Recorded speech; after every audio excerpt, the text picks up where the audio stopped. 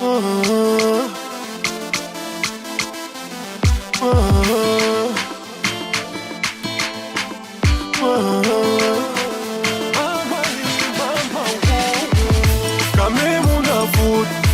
pour les mounas du quartier, Kamé Mouna foot. C'est pour les mounas, Kamé foot. Tu gauche toujours, c'est pour les mounas du quartier. Mesdames et messieurs, bonjour, bienvenue dans cette journée Cannes Deli. Cannes Deli, oui, c'est quoi? C'est l'analyse des matchs qui se sont déjà déroulés, des matchs surtout du Cameroun. Oui, nous sommes habillés en couleur du Cameroun, n'est-ce pas? Chaque pasteur arrose sa paroisse, même s'il y en a un peu trop en ce moment au Cameroun, n'est-ce pas? Et notre invité principal, qui sera le même jusqu'à la fin de la Cannes, c'est l'ancien lion indomptable, l'homme qui nous fit rêver. À la fin des années 90 et début 2000, Bernard Choutan, l'ailier virevoltant. Bonsoir Bernard. Bonsoir, toujours un plaisir d'être à la maison. Comment ça va? Oh, très bien. Premier match joué, première victoire. Une victoire.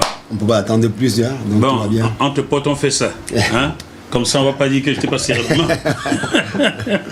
Alors Bernard, on entre tout de suite dans le vif du sujet. Ce premier match des Lions Indomptables avec un 11 qu'on ne connaissait pas au départ. Hein? Yaya Banana, on entendait, mais on n'avait vraiment jamais vu à l'œuvre. Alors ce 11 inédit a plutôt donné satisfaction aux Camerounais. Est-ce que toi, tu as été également conquis?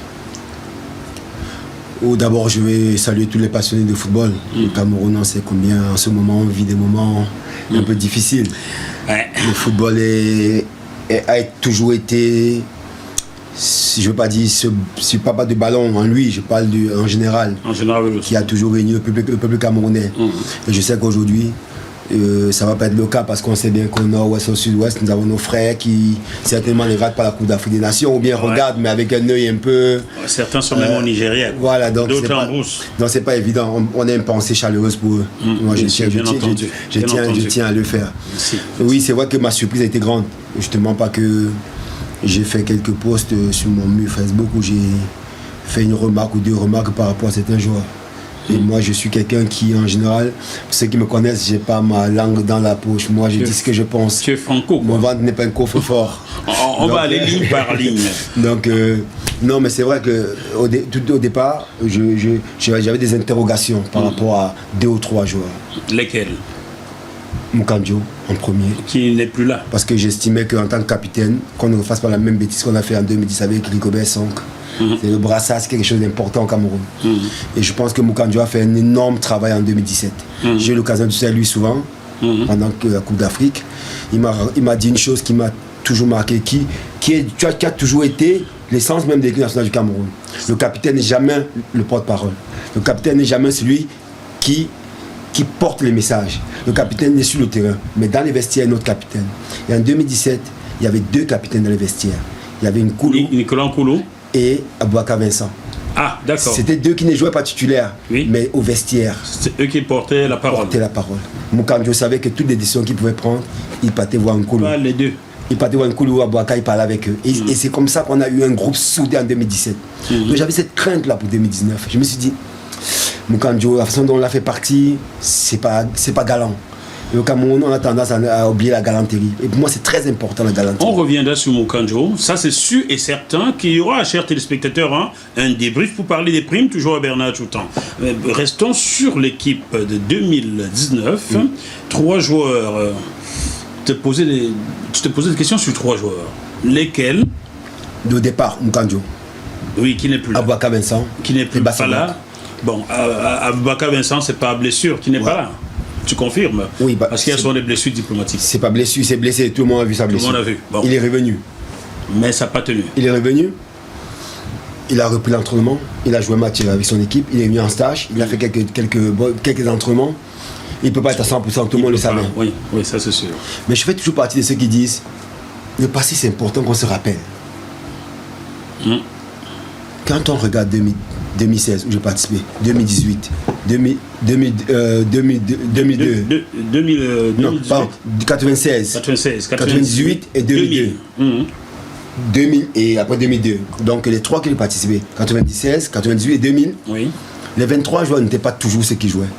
Quand on amène 23 joueurs en Coupe d'Afrique des Nations, maximum, il dit maximum 17 joueurs jouent. En 96, d'ailleurs, il y avait un 23e joueur, alors qu'à l'époque, on prenait 22. On avait mis Saint John Justice pour la complicité qu'on avait ensemble dans l'enfance. Voilà. Et en 98, on est parti avec un groupe. Dans les 23 qui jouaient, on n'avait même pas 15-16 qui ont joué. Donc, je reviens à dire une chose, c'est que parfois, c'est bien d'amener quelqu'un qui peut être blessé, mais qui est quelqu'un qu'on écoute, quelqu'un qu'on porte. C'est pour ça que je dis à Vincent Boubacar aurait dû partir. On va me dire non, peut-être parce que tu aimes bien ce petit, ça n'a rien à voir. Mais parce que je sais combien. C'est un leader dans le vestiaire. Je sais combien le vestiaire est important. Et croyez-moi, 2017, beaucoup de Camerounais ont été surpris. On ne s'attendait pas à voir cette équipe moi non plus, je aussi bien engagée, aussi vivre en groupe, en équipe. Oui. On a vu que ça donnait.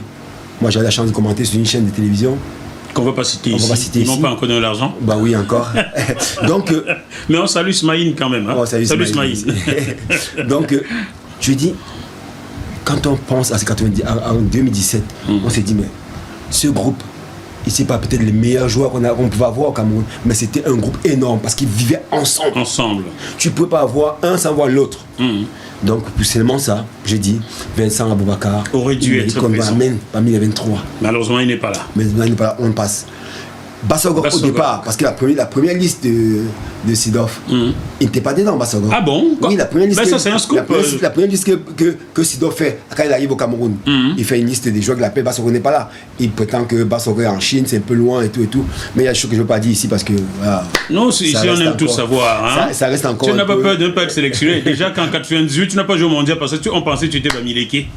Voilà encore.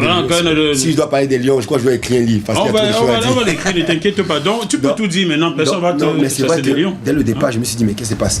Après, on a toujours quelqu'un dans la tanière, ou bien quelqu'un qu'on connaît, qui connaît quelqu'un dans le vestiaire, qui va nous dire des choses. Donc, pour Bassogor, on nous a fait comprendre que non, c'est parce qu'il était loin et tout. Mais je savais que c'était pas le cas. La véritable raison, c'était laquelle? Bon, c'est que certaines personnes ne voulaient pas. Moi, je ne dis pas. Je cite pas certaines personnes. Je ne cite pas les contemporains, mais certaines personnes qui ont gagné des ballons d'or. Je reviendrai, ne t'inquiète pas. D'accord. Donc, le fait que Nicolas, le fait que Bassogor et Vincent, moi ça m'a un peu frustré. Donc, quand on va en Coupe d'Afrique des Nations, dans la liste des 23, je regarde, Bassogor il est là-dedans. Quand je n'ai pas, Vincent Boubacar, au dernier moment, n'y va pas. Je me dis, je parle pas sur l'aspect sportif. L'aspect sportif, on a la qualité. Avec 15 joueurs, on peut faire une Coupe d'Afrique des Nations, on n'a pas besoin d'avoir 23. Lyon, parce que je connais que quand un garçon prend le numéro des Lions, il transcende, il devient autre chose. Donc on n'a pas besoin forcément de 23 joueurs. Raison pour laquelle j'insiste encore, Vincent Boubacar aurait pu. D'accord, il n'est pas là. Maintenant, j'arrive en Coupe d'Afrique des Nations avec cette petite appréhension. Mais je suis un patriote, un passionné, j'aime mon équipe nationale du Cameroun. Alors, je crois et je porte l'équipe. Donc le premier match arrive, je regarde le premier match avec la petite. Peur dans le ventre. La petite boule au ventre. Cette petite boule là. J'ai même pas faim, j'arrive même pas à manger quand les Lions doivent jouer. Alors le match commence, premier mi-temps, un peu timoré, je vois l'équipe un peu.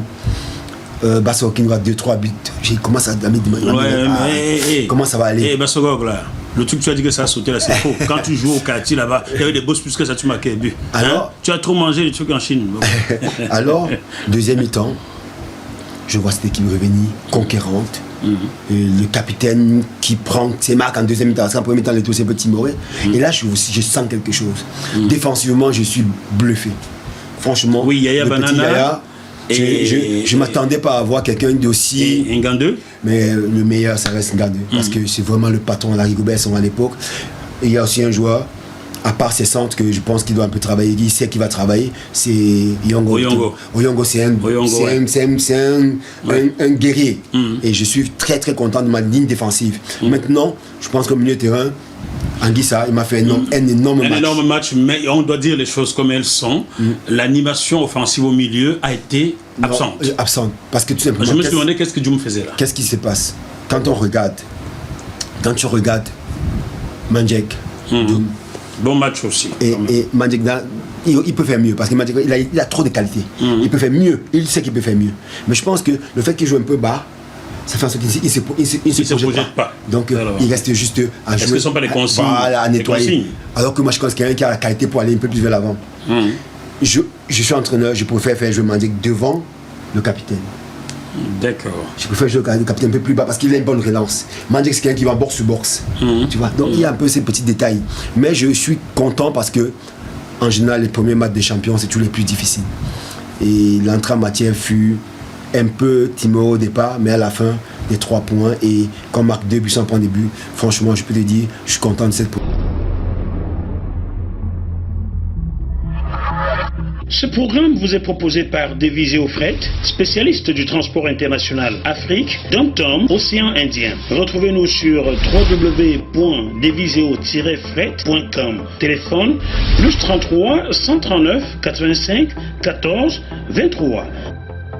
La question que beaucoup de Camerounais se posent, et j'ai reçu des mots là-dessus, c'est celui du gardien de but. On se dit, est-ce que le petit Ondoa mérite de se retrouver sur banc touche au bénéfice d'Onana qui a fait la meilleure saison de sa vie cette année quand même, hein?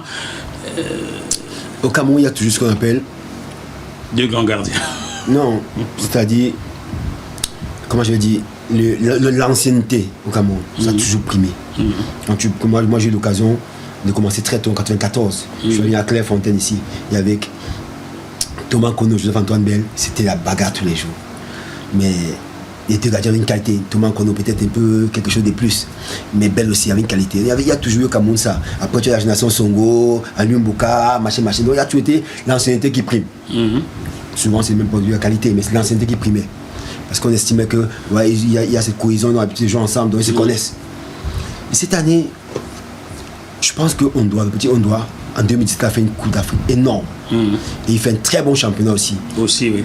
Dommage parce qu'on en a à côté, il joue avec Ajax, il fait ce qu'on appelle la Champions League. C'est le seul Camerounais en Champions League. Voilà, et on voit les performances. Est-ce que, en tant qu'entraîneur, tu peux te priver d'un garçon comme ça? C'est difficile. C'est difficile. Que l'Europe, tout le monde veut, que tout le monde regarde. C'est dur. C'est difficile. Mais en même temps.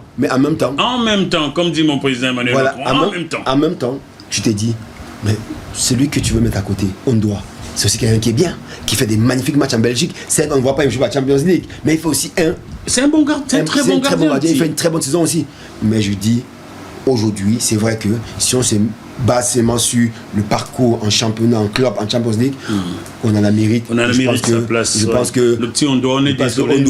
Ondoa lui-même, il sait bien que il aura sa chance. S'il a sa chance, il va la saisir. Je ne doute pas une seconde. C'est dur. Alors, parlons maintenant. On a parlé du milieu de terrain, on a parlé de la défense, on a parlé du gardien de but. Maintenant, parlons de l'attaque. J'ai l'impression que le Cameroun ressemble beaucoup à l'équipe du Ghana de 2008 où Junior Agogo s'est débrouillé devant rien. Ils n'ont jamais eu un véritable avancement au Ghana depuis que Yemo est parti. J'ai l'impression que le Cameroun est dans cet état-là aujourd'hui. Il n'y a pas un avancement de race dans cette équipe-là. Est-ce que je me trompe? Non, c'est pas faux. Mais je pense qu'il y a un souci. C'est pas qu'on n'a pas la qualité d'avant-centre. Mais c'est les joueurs que nous avons aujourd'hui. Oui. On n'a plus des avant-centres qu'on a Patrick Mboma. Il fixait. Il se mettait debout comme ça. Et au côté, on mettait Bernard, on mettait quelqu'un d'autre qui pouvait venir. On mettait Samuel ou Joseph Désiré Job qui pouvait profiler. Et plus Jeffy, oui. Parce que tu avais Patrick Mboma devant. À lui seul, il y avait 2 défenseurs qui étaient obligés de rester. Aujourd'hui, quand tu vois, on a qui?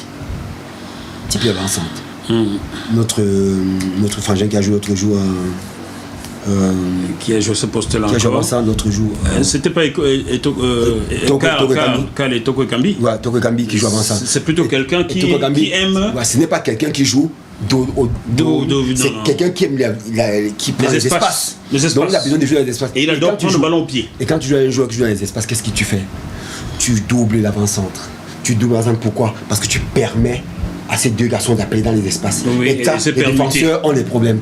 Ben là, tu es en train de donner des cours de coaching à Clarence Sida.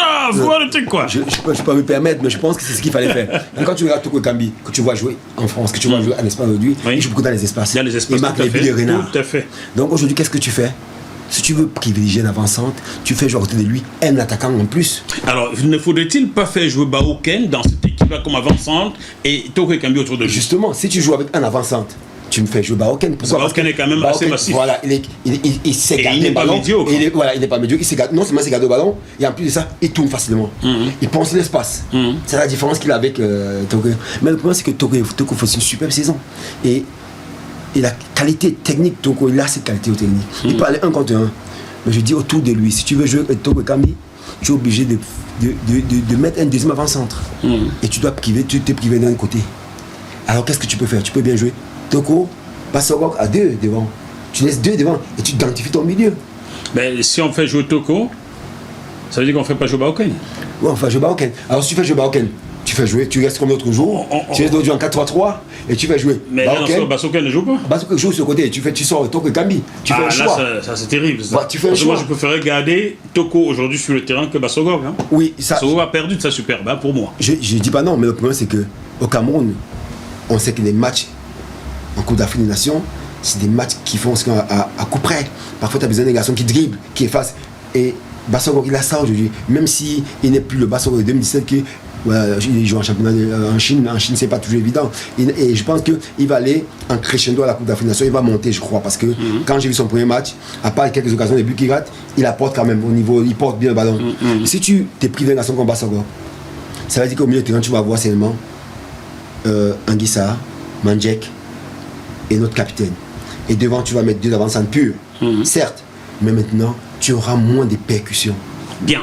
Dernière question, après on passe à autre chose. Cameroun-Ghana, pronostic. J'aime mon pays, je suis chauvin. Franchement, chauvin que je suis. Mais pas chauve. Non, pas chauve, même s'il n'y a plus, même s'il n'y a plus de cheveux. C'est difficile, c'est difficile. Pourquoi? Parce que le Ghana, son premier match, il fait match nul. Et c'est une équipe qui a quelque chose à refaire le Cameroun. En 2017, on les a pas fait. Le mental aussi, hein, ça y a longtemps qu'on les coiffe. Ouais, aujourd'hui, je pense que je ne vais pas pour donner une victoire des Lions, mais très très difficile. Moi, je donne un match nul. Moi, je donne une victoire des Lions, mais très difficile. Et ça ne m'étonnerait même pas aussi si on perd. Pourquoi? Parce que le Ghana en face, elle sait qu'elle a quelque chose à jouer. Et nous, j'espère qu'on va monter notre niveau. Parce que si on fait la connerie qu'on a fait la première mi-temps du premier match, ça risque de nous porter préjudice. Bonne chance les Lions, allez les Lions et vive le Cameroun. À bientôt. À bientôt. Bon match. Bye bye. Ciao les gars.